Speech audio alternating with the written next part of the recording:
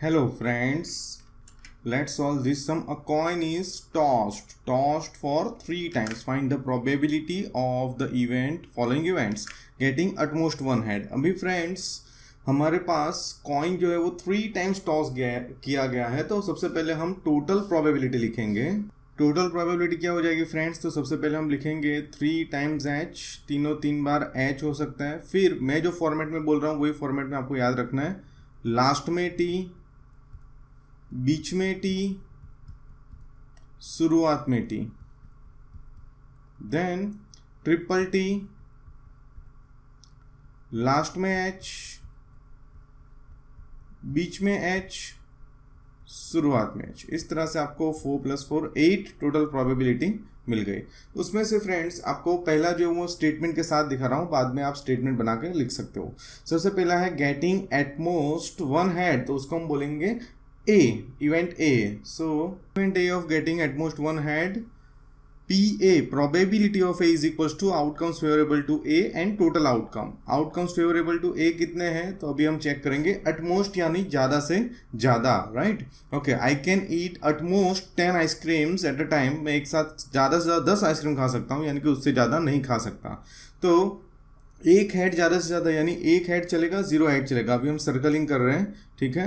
ये नहीं चलेगा, ये नहीं चलेगा क्योंकि एक हेड से ज़्यादा नहीं चलेगा. एटमोस्ट 1 है, ये नहीं चलेगा, ये नहीं चलेगा.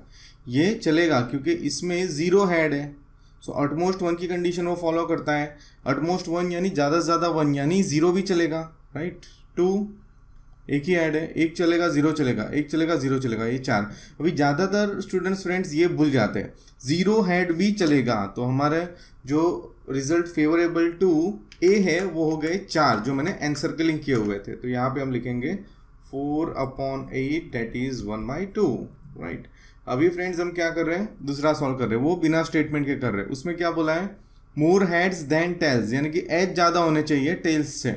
तो फर्स्ट देखो 0T 3H चलेगा, इसमें 1T 2H एच ज़्यादा है, 1T 2H एच ज़्यादा है, 1T 2H एच ज़्यादा है. तो ये 4 हो गए. सो 4 टोटल 8, सो अगेन 1/2. सो PB 1/2.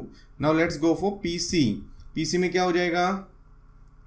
गेटिंग एटलीस्ट, कम से कम 2 हेड्स, यानी कि 2 हेड चलेंगे, 3 हेड चलेंगे, उससे ज़्यादा नहीं.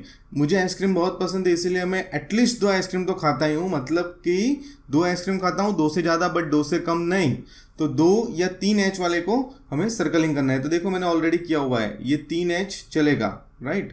बिकॉज एटलीस्ट 2 बोला है, 2 से ज़्यादा चलेगा. 3 चलेगा, 2 चलेगा, 2 चलेगा, 2 चलेगा. इसमें कोई नहीं चलेगा क्योंकि सब में 0 या 1H ही है. तो अगेन PC हो जाएगा, PC हो जाएगा 4/8 दैट इज 1/2. रिड्यूस्ड फॉर्म करेंगे तो मेरा आंसर हो गया 1/2. So this was the 12th sum of paper number 1. अभी हम 13th सम कर रहे हैं.